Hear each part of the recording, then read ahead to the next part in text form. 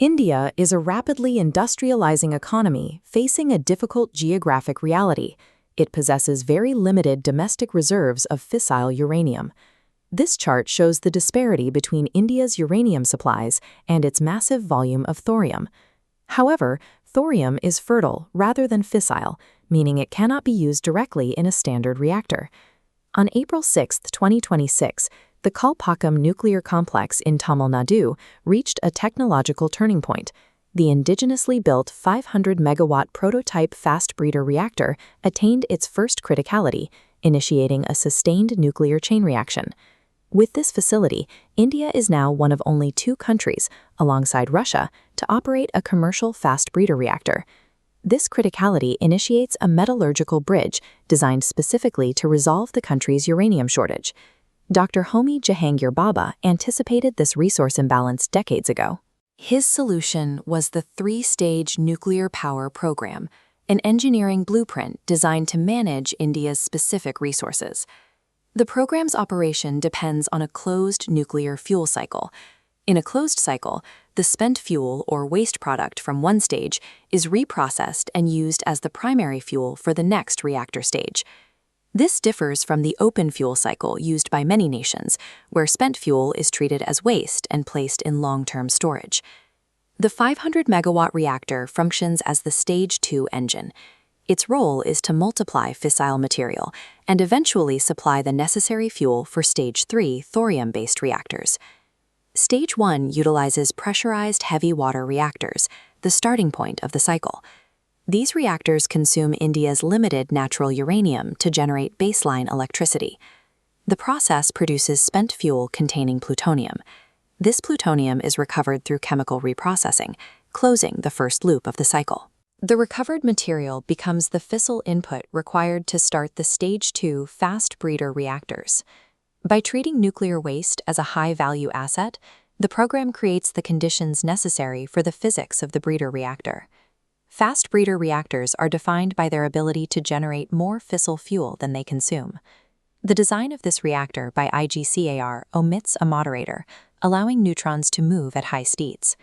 Energy is generated in the core using uranium-plutonium mixed oxide fuel, or MOX. Fission in the core releases fast neutrons. A blanket of fertile uranium-238 surrounds this central core. Fast neutrons escaping the core strike this uranium-238 blanket.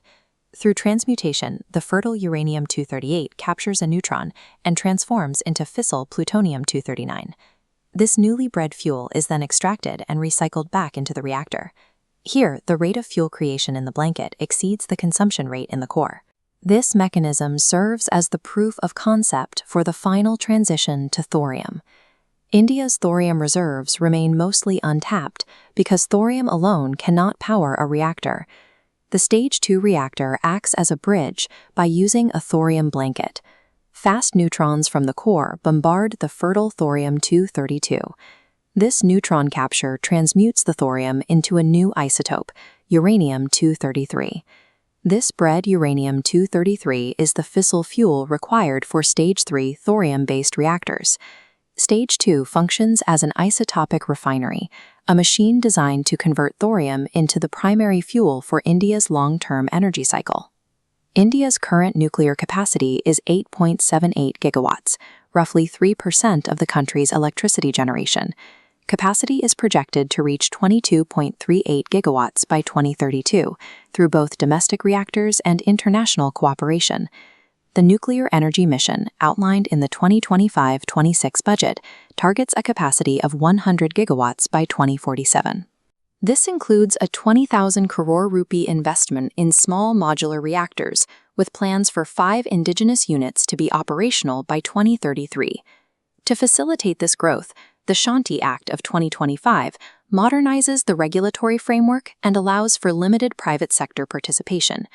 These policies provide a roadmap for scaling India's nuclear capacity alongside proven Stage 2 physics. The criticality at Kalpakkam demonstrates that the most significant technological hurdle in the 3-stage program has been met. Moving toward a self-sustaining thorium cycle shifts the country away from a dependency on imported uranium.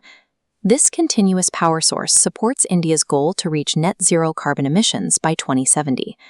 The prototype fast breeder reactor initiates the physical processes required to execute the 70-year-old blueprint, transitioning the country toward low-carbon self-reliance.